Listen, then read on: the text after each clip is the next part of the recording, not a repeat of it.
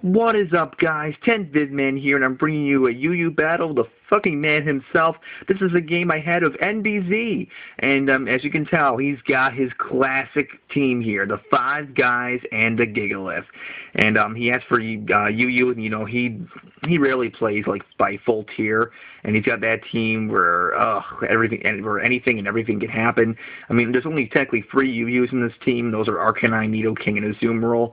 Hitmonchan is RU, and of course Gigalith and Ninjask are both NU. But I mean, I knew parts of this team, and to be honest, I mean, this is the Spec Chandelure team, and I expected to do decently well, but I didn't know what kind of team he brought. But you'll see the crazy plays I make, and he really, I will say straight out, he really made some excellent predictions because he's NBZ. He's a great battler, but and it was an honor to battle him. So I'm going to lead off with my Registeel, going to get those Stealth Rocks up, just because, and I'm probably figuring he's going to lead off with that Gigalith anyway, and out it comes.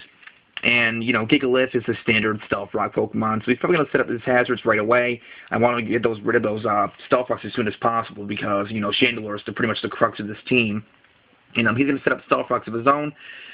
And, oh wait, another thing I would like to mention, this actually was a pretty short game, and it was just very straightforward.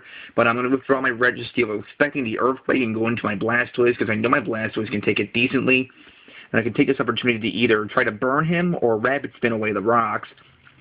And, he's probably expecting me to Scald here. I mean, that Earthquake does barely anything. Or that Earthquake from the Gigalith barely does anything to Blastoise. I go for the Scald, although what I should have done is what I should have switched out. Because Gigalith has done its job. It's not going to be able to KO me with Stone Edge. I was hoping for the burn here, didn't get it. And he is going to proceed to destroy me with a normal gem boosted WTF. Boom.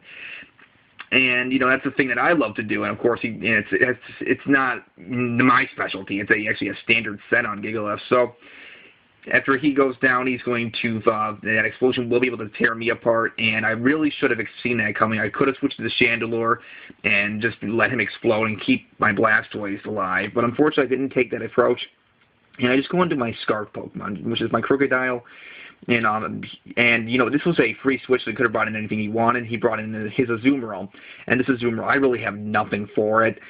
And I'm in a bad situation right now. I have to switch out. I go into my Roserade expecting maybe Aqua Jet or Waterfall or even Ice Punch, but, Ice Punch would have killed me either way. I really had no safe switch-ins. And he actually predicts Roserade and goes for the Choice Banded, huge power boosted Double Edge. And that is going to utterly destroy my Roserade. An excellent prediction, even though I really had nothing to take the Double Edge anyway, which really freaking sucks. So down goes my Roserade. I can only, get my Stealth Rocks out, and that sucks. Now I'm going to my Chandelure knowing he's locked into the Double Edge, so I can get a free hit off. And I knew his Arcanine was Intimidate and not Flash Fire, so I felt very safe in going for the Specs Overheat here, as he does bring out the Arcanine. Just take some Stealth Rock damage, and, it's a Chandelure, max special attack, and I've got, Specs and Stab and all that crazy shenanigans. So I do go for that Specs Overheat, boom, and, during the stream, it was like, that's a Specs Overheat. Holy moly, and it does kill Arcanine. And Arcanine's a pretty bulky Pokemon. I'm not sure if the crit mattered. It may have. I'm not particularly sure if I should do a damage calc there. But, it still just shows you the raw firepower that Chandelure has. And here I could have switched out. I could have stayed in and continually gone for overheats, but I decided not to for my own benefit. So, because he predicts me yet again. I go into Registeel, and he goes for the superpower. And that freaking sucks. Even though Registeel really didn't serve much of a purpose other than paralyze some members of his team. Oh, it's just brutal, because Registeel's not going to take that hit whatsoever. And I'm going to lose my big tank, so that kind of sucks. And, this Azumarill is just wrecking train, because he's, predicting extremely well.